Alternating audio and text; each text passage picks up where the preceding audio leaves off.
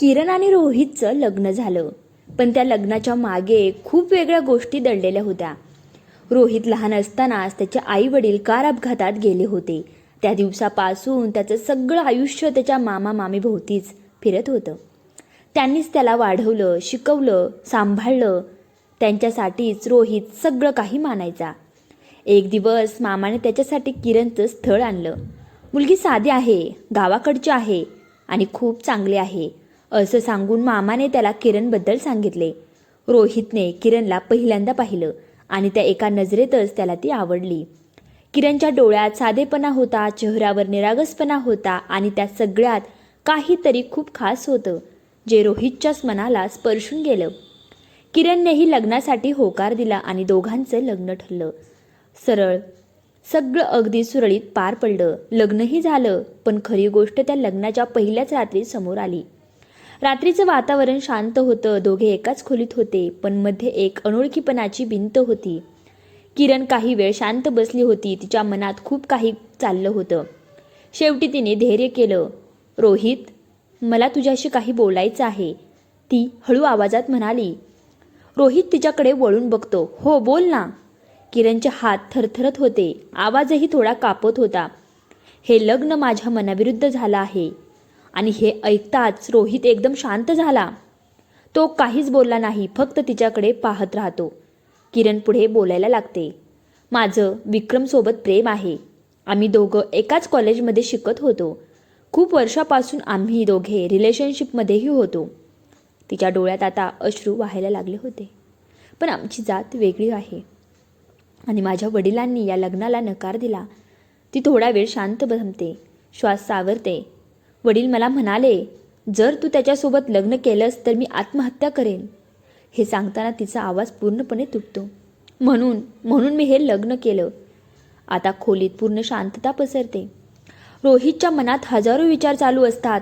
त्याने स्वप्न पाहिलं होतं नवीन आयुष्याचं, पण एका क्षणात सगळं बदललं होतं. तो काही वेळ शांत बसतो, मग हळू आवाजात म्हणतो, ठीक आहे. आणि किरण त्याच्याकडे आश्चर्याने बघते. रोहित पुढे म्हणतो, मी तुला समजून घेतो. त्याच्या आवाजात राग नव्हता, तक्रार नव्हती, फक्त एक शांत स्वीकार होता. तो तिच्याकडे अजून एकदा बघतो आणि तिच्यापासून थोडं दूर बसतो. त्या रात्री त्याने तिला हातही लावला नाही.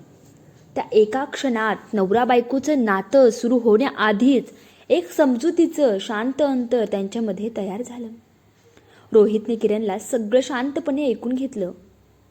ती बोलून झाली तेव्हा काही क्षण तो काहीच बोलला नाही. तिच्या प्रत्येक शब्दाचा तो विचार करत होता. मग तो हळू आवाजात म्हणाला, ठीक आहे. नातं असं बळजबरीने निभावता येत नाही. तू जर खुश नसशील, मी पण खुश राहणार नाही आणि विक्रमही खुश राहणार नाही. जर तू विक्रमसोबत लग्न केलंस तर किमान तुम्ही दोघं तरी खुश राहाल.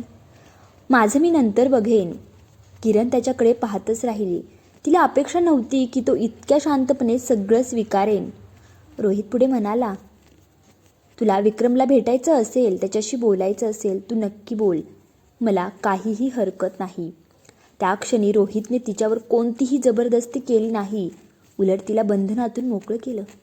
नंतर किरणने विक्रमला फोन केला. तिने सगळं सांगितलं. लग्न कसं झालं, रोहित काय म्हटला, सगळं. विक्रमने ऐकलं आणि म्हणाला, ठीक आहे, तू घटस्फोट घे, मग आपण दोघं लग्न करू.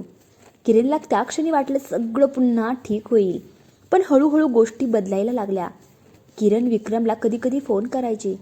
कधी त्याचा फोन बिझी लागायचा, कधी तो उचलायचाच नाही आणि उचलला तरी तो नीट बोलायचा नाही.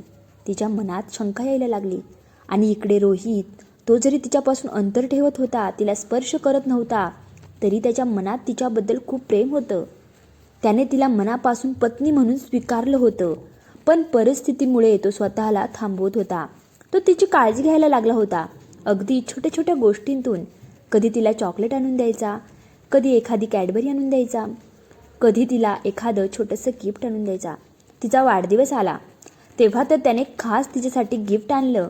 त्या दिवशी किरणला विक्रमची खूप अपेक्षा होती, पण दिवसभर विक्रमने तिला एक साधा हॅपी बर्थडेचा मेसेजसुद्धा केला नाही. संध्याकाळी तिने स्वतःच त्याला फोन केला. आज माझा वाढदिवस होता, विसरलंस का?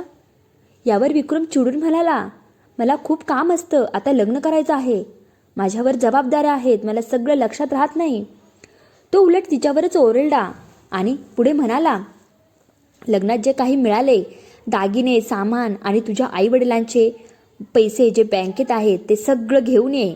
ते पैसे खर्च करू नको. कारण किरणला भाऊ नव्हता, त्यामुळे त्यांच्या आईवडिलांनी कमवलेला सगळा पैसा त्यांनी किरणच्या अकाउंटला टाकला होता.